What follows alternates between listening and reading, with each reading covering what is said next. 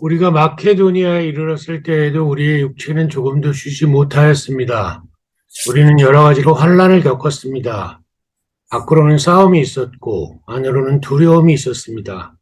그러나 시리에 빠진 사람을 위로해 주시는 하나님께서는 디도를 돌아오게 하심으로써 우리를 위로해 주셨습니다. 그가 돌아온 것만이 아니라 그가 여러분에게서 받은 위로로 우리는 위로를 받았습니다. 여러분이 나를 그리워하고 내가 잘못한 일을 뉘우치고 또 나를 열렬히 변호한다는 소식을 그가 전해줄 때에 나는 더욱더 기뻐하였습니다. 내가 그 편지로 여러분의 마음을 아프게 했더라도 나는 후회하지 않습니다. 그 편지가 잠시나마 여러분의 마음을 아프게 했다는 것을 알고서 후회하기는 하였지만 지금은 기뻐합니다. 그것은 여러분이 아픔을 당했기 때문이 아니라 아픔을 당함으로써 회개에 이르게 되었기 때문입니다. 여러분이 하나님의 뜻에 맞게 아파하였으니 결국 여러분은 우리로 말미암아 손해를 본 것은 없습니다. 하나님의 뜻에 맞게 마음 아파하는 것은 회개를 하게 하여 구원에 이르게 하므로 후회할 것이 없습니다.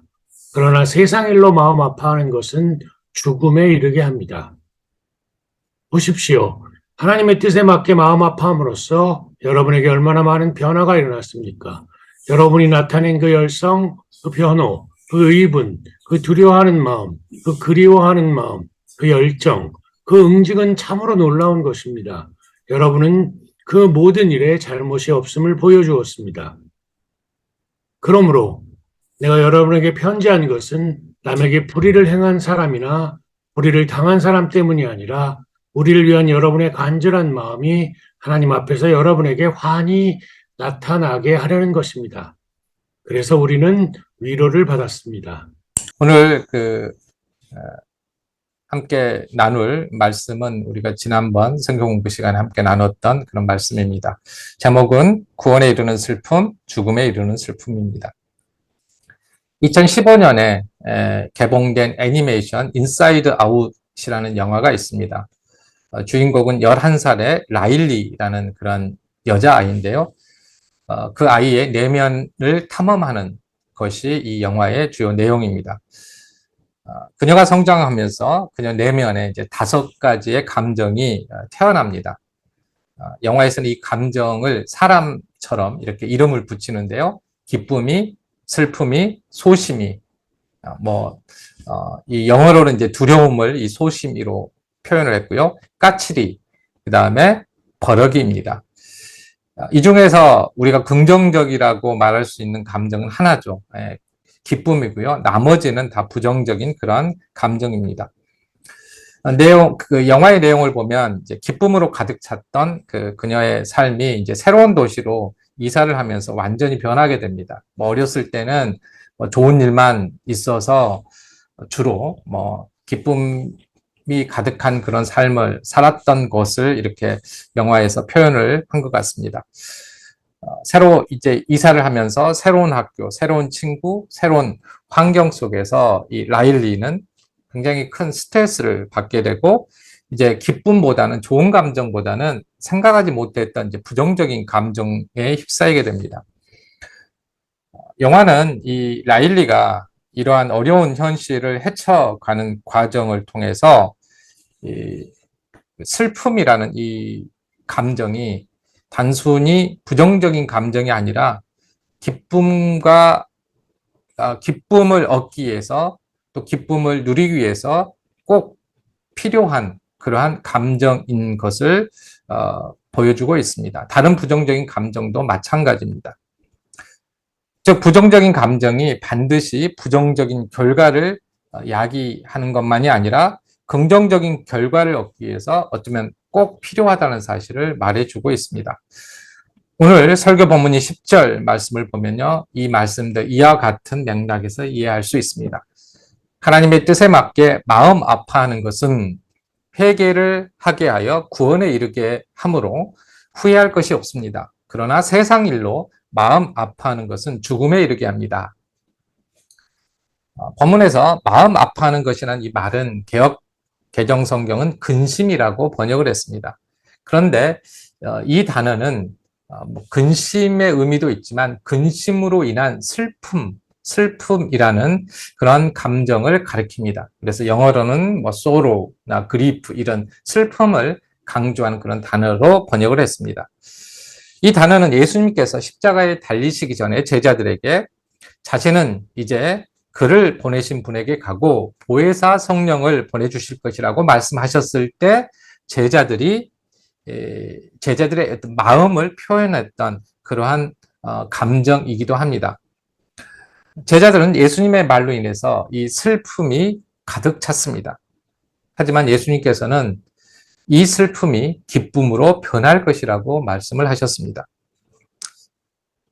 그리스도인들 중에는 아직도 예수님을 구원자로 믿으면 슬픔이 없거나 이 슬픔이 줄어들 것이라고 믿는 사람이 있습니다. 그런데 이 믿음은 반은 맞고 반은 틀린 이야기입니다. 그리스도인이든 그렇지 않든 선한 사람이든 그렇지 않은 사람이든 슬픔은 피할 수 없습니다. 왜냐하면은 슬픔 자체가 언제나 부정적인 결과만을 야기하지 않기 때문입니다. 기쁨을 위해서 반드시 필요할 때도 있습니다. 따라서 문제는 무엇 때문에 슬퍼하느냐라는 것입니다. 무엇 때문에 슬퍼할 것이냐는 것입니다. 오늘 본문 말씀은 결과가 정반대인 서로 다른 두 종류의 슬픔이 있다는 사실을 말해주고 있습니다. 그러면서 우리에게 무엇 때문에 슬퍼하고 있는지 당시 바울의 편지를 받았던 고린도 교회 성도들에게뿐만 아니라 바로 우리에게도 묻고 있습니다. 하나님에 대한 신앙은 우리의 일상에서 선택의 문제로 나타납니다. 마치 갈림길에서 하나의 길을 선택하는 것과 같습니다. 중간 길은 없습니다. 이런 상황을 미국의 시인 로버트 프로스트가 가지 않는 길이라는 시에서 잘 묘사하고 있습니다. 이 선택을 해야 되는 어떤 상황의 어려움, 그리고 그 선택에 대한 어떤 책임, 이런 부분에 대한 감정을 잘 표현하고 있습니다. 그 중에 조금만 제가 그 시를 낭독해 드리겠습니다. 노란 숲 속에 길이 두 갈래로 났었습니다. 나는 두 길을 다 가지 못하는 것을 안타깝게 생각하면서 오랫동안 서서 한 길이 굽어 꺾여 내려간 데까지 바라볼 수 있는 데까지 멀리 바라다 보았습니다. 그리고 똑같이 아름다운 다른 길을 선택했습니다. 그리고 중략이고요. 마지막 이어는 이렇습니다. 훗날에 나는 어디선가 한숨을 쉬며 이야기할 것입니다. 숲속에 두 갈래 길이 있었다고. 나는 사람이 적게 간 길을 택하였다고. 그리고 그것 때문에 모든 것이 달라졌다고. 우리가 일상에서 항상 둘 중 하나를 선택하는 그런 상황에 놓이지는 않습니다. 하지만 그리스도인이 되기 위해서는 적어도 한 번은 하나님과 세상 중에 하나를 선택해야 합니다. 고린도 교회에 편지를 보낸 바울은 바로 이런 선택 앞에서 분명하게 하나님을 선택했습니다. 그런데 이 선택으로 인해서 그는 하나님으로 인한 슬픔을 갖게 되었습니다. 이 슬픔은 하나님을 믿지 않으면 결코 생길 수 없는 그런 슬픔입니다. 따라서 그리스도인이 아닌 사람이 보기에는 오지랖이 넓어서 생기는 전혀 유익이 없는 그런 슬픔처럼 보여집니다. 그러나 성경은 일반 사람들과는 다른 그러한 결론을 내립니다. 오늘 말씀을 이해하기 위해서는 먼저 이 편지를 쓰고 있는 바울의 상황을 잘 알아야 됩니다. 우리가 성경 공부 시간에도 나누었지만 설교를 위해서 잠깐 요약해서 말씀드리겠습니다. 바울은 두 번째 편지인 고린도 전서를 보낸 이후에 고린도 교회를 방문합니다. 그런데 이 방문은 바울에게 굉장히 고통스러운 그런 방문이었습니다. 극심한 냉대와 멸시를 받았기 때문입니다. 그래서 빠른 시일 내에 다시 고린도 교회를 방문할 계획이 있었는데 이를 연기하고 에베소로 돌아옵니다. 그리고 소위 눈물의 편지라고 불리는 편지를 제자 디도 편에 고린도 교회로 보내게 되지요. 이 편지의 구체적인 내용은 우리가 알 수가 없습니다. 그런데 그 내용은 굉장히 고린도 교회에 대한 심한 어떤 질책과 또 준엄한 책망과 경고가 담겨 있었던 것 같습니다. 바울은 8절에서 자신의 편지로 고린도 교회 성도들의 마음을 아프게 했다라고 말하고 있는데요. 그리고 그것 때문에 잠시 후회했다라고 말합니다. 이런 점을 비추어 보면은 굉장히 직선적이고 굉장히 강한 어조로 고린도 교회 성도들을 책망했던 것 같습니다. 바울은 이 편지를 보낸 다음에 그 심정이 어떠했을까요? 마음이 어떠했을까요? 만약 고린도 교회가 그의 편지에 대해서 반발을 하고 분노한다면 이제 오랫동안 공을 들였던 그리고 스스로 개척을 하고 오랫동안 돌봤던 고린도 교회와의 관계는 최악으로 치닫고 완전히 관계는 끝나게 될 것입니다.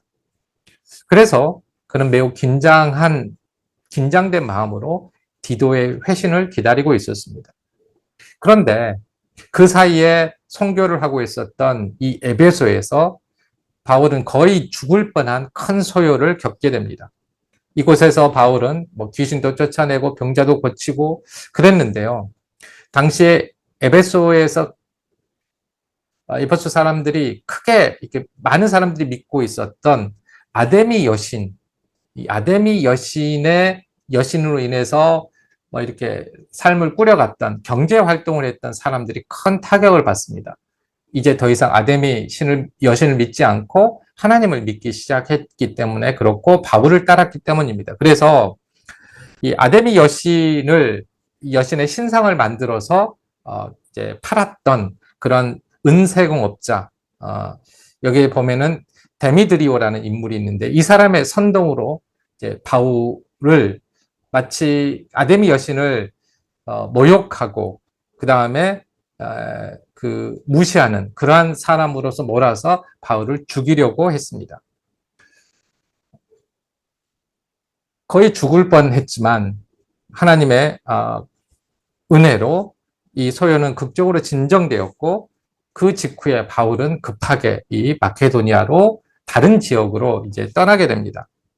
그런데 5절 말씀을 보면 바울은 마케도니아로 갔어도 그곳에서 마케도니아는 지금 그리스의 북쪽 지역입니다. 북쪽 지역을 마케도니아라고 하는데요. 에베소는 지금의 터키에 있고요.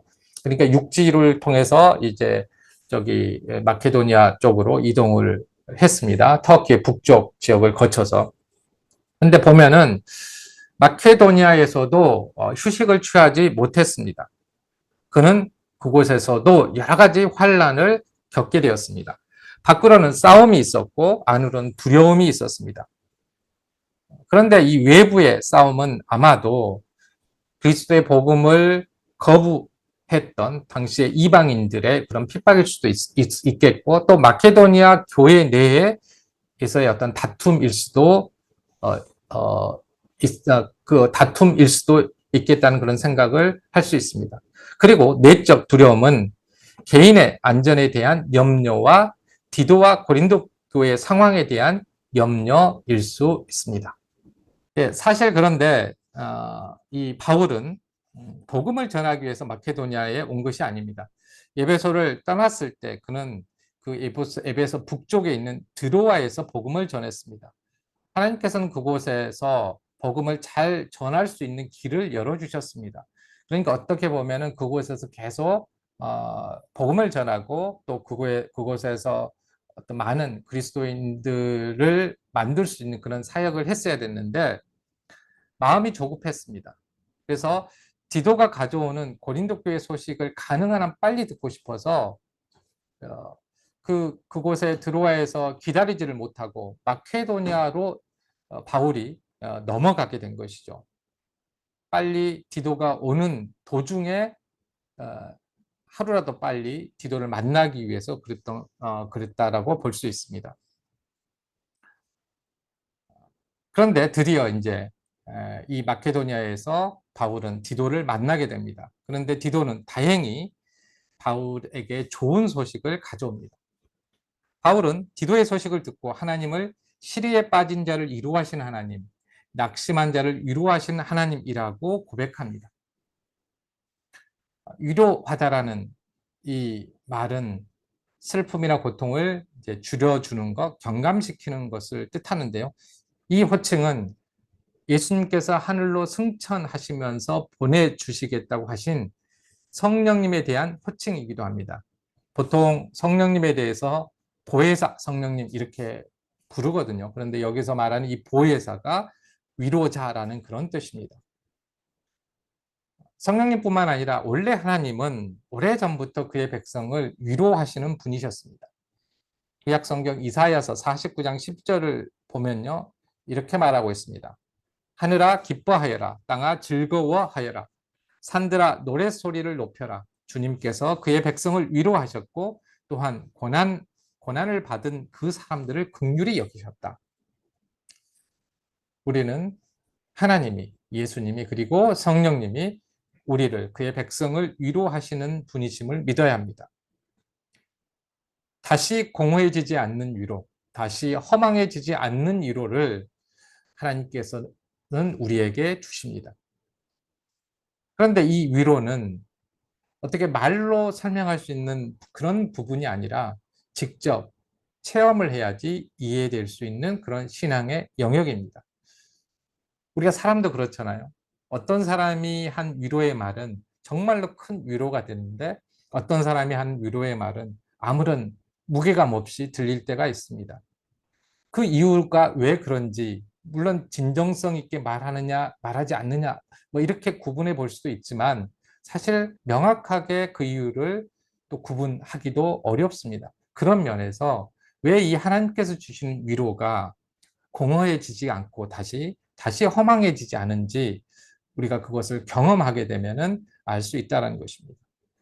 우리 오거리 교회 모든 성도님들께서는 하나님께서 주시는 이 특별한 위로를 경험하시기를 주님의 이름으로 축복합니다. 바울이 이제 고린도 교회를 강하게 책망을 했던 이 편지는 그가 의도한 대로 고린도 교회의 회개를 가져왔습니다. 바울은 몹시 괴로워하고 또 걱정하는 마음으로 많은 눈물을 흘리면서 이 편지를 썼습니다. 그러기에 편지를 쓴 바울이나 편지를 받은 고린도 교회나 모두에게는 고통스러운 그런 일이었습니다. 하지만 고린도 교회 성도들은 이를 통해서 회복과 영적으로 더욱더 건강해졌습니다. 바울은 바로 이 회복과 영적인 건강을 위해서 유익했기 때문에 잠시 고통스러운 것이었지만은 일이었지만은 바로 이 편지를 보냈던 것입니다.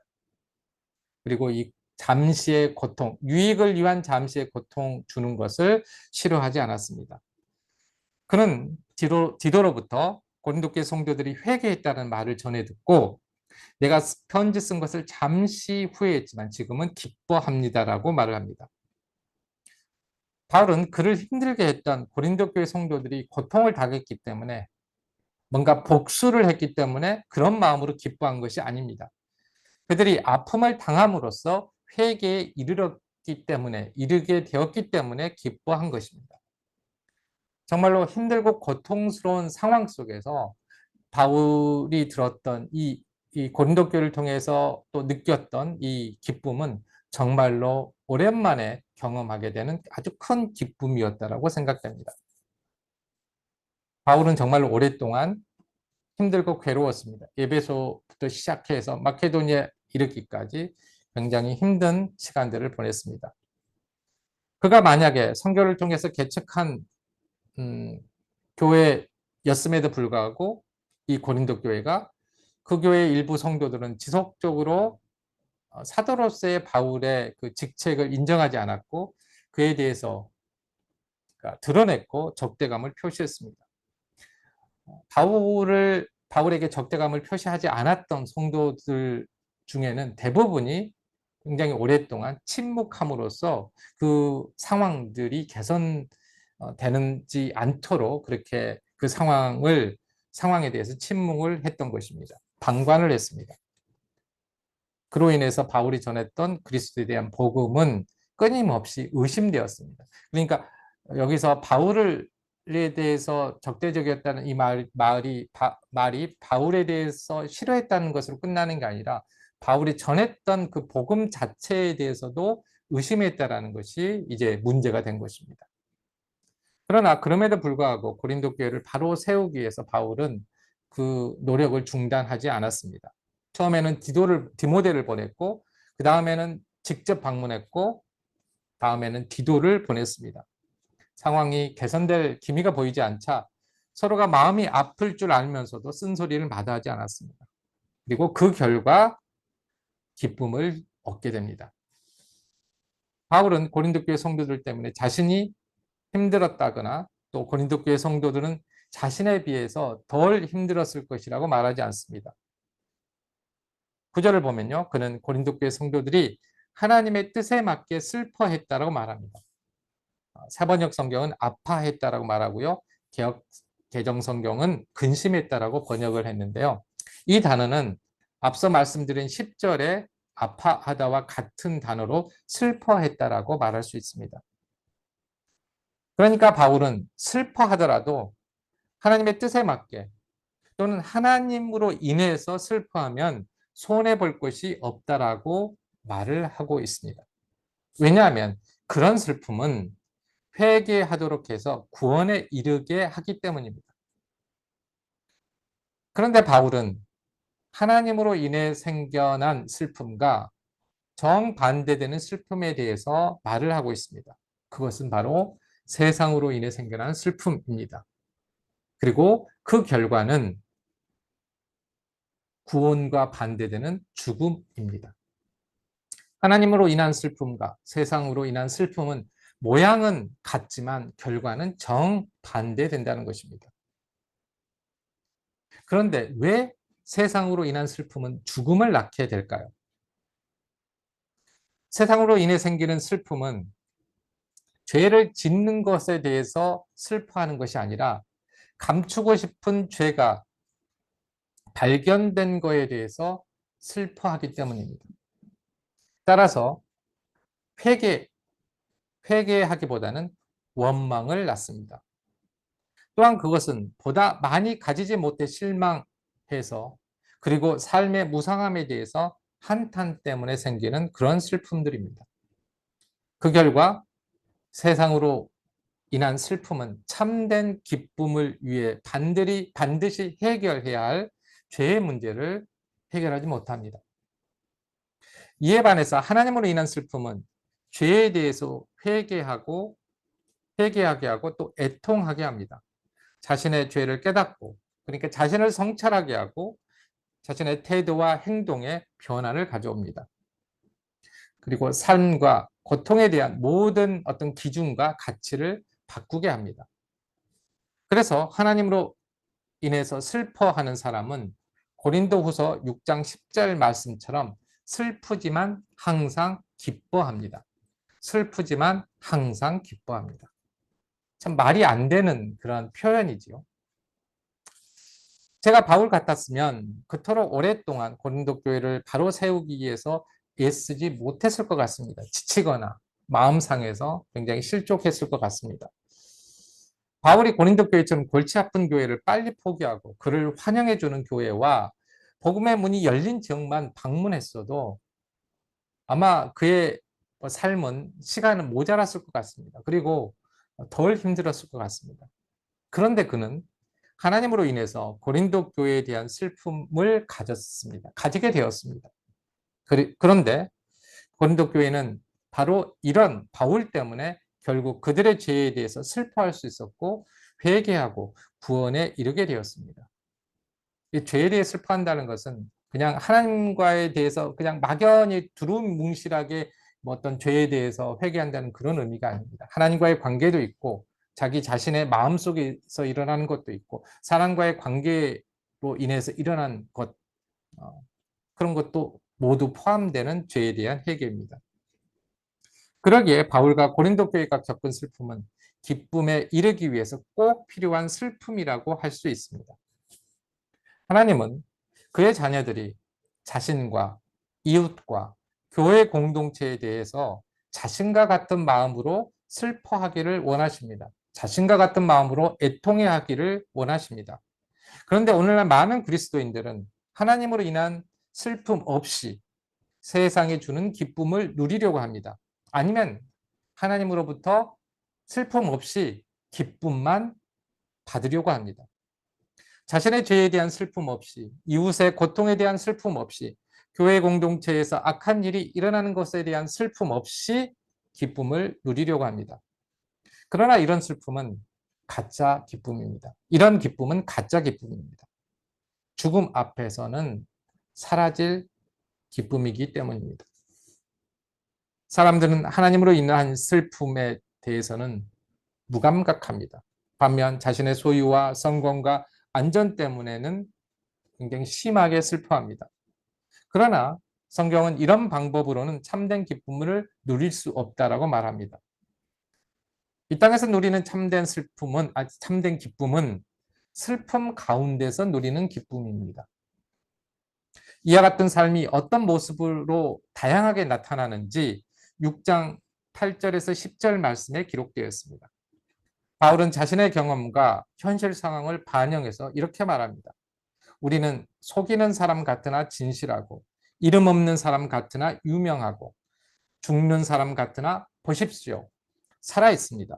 징벌을 받는 사람 같으나 죽임을 당하는 데까지 이르지 않고 근심하는 사람 같으나 항상 기뻐하고 가난한 사람 같으나 많은 사람을 부요하게 하고 아무것도 가지지 않은 사람 같으나 모든 것을 가진 사람입니다.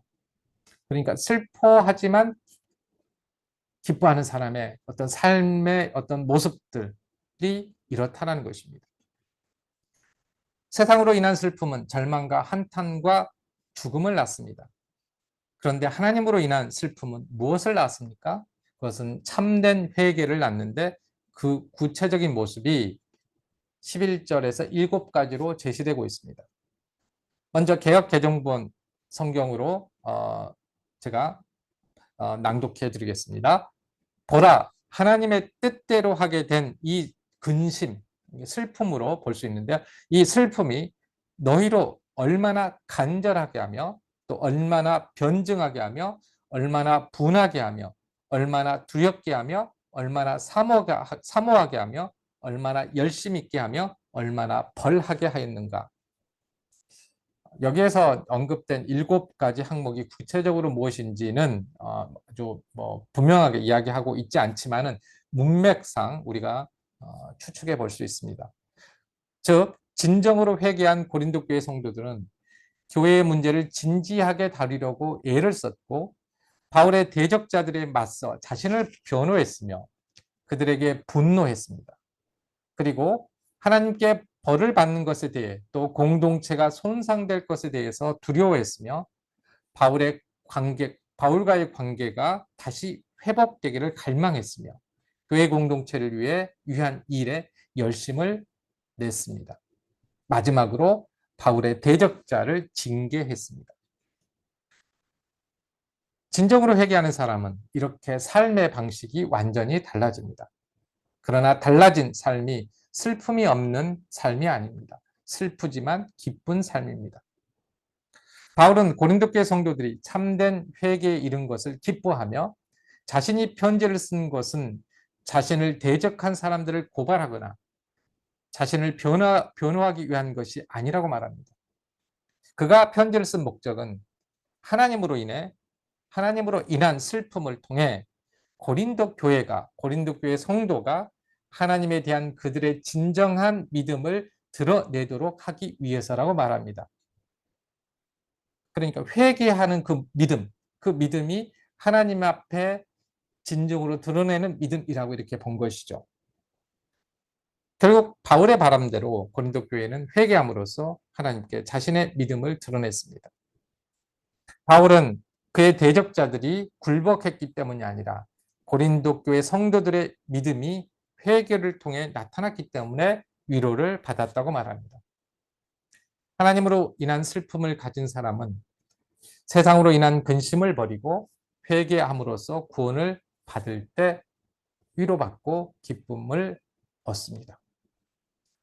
사랑하는 성도 여러분, 우리는 무엇 때문에 슬퍼하고 있습니까? 슬픔은 피할 수 없습니다. 그리고 슬픔이 없는 것이 꼭 좋은 것만은 아닙니다. 그래서 우리는 하나님으로 인해 하나님 때문에 슬퍼해야 합니다. 그것은 우리 죄에 대해, 이웃의 고통에 대해, 교회 공동체의 건강함에 대해 슬퍼하는 것입니다. 이런 슬픔이 있어야 참된 기쁨을 얻을 수 있습니다. 우리 자신과 이웃과 교회가 죄에서 돌이키는 회개를 할 때 우리는 위로받고 기뻐할 수 있습니다. 하나님으로 인한 슬픔은 손해날 것이 하나도 없습니다. 회개하여 구원에 이르게 하기 때문입니다. 슬퍼하는 사람은 복이 있다. 하나님이 그들을 위로하실 것이다. 아멘. 기도하겠습니다.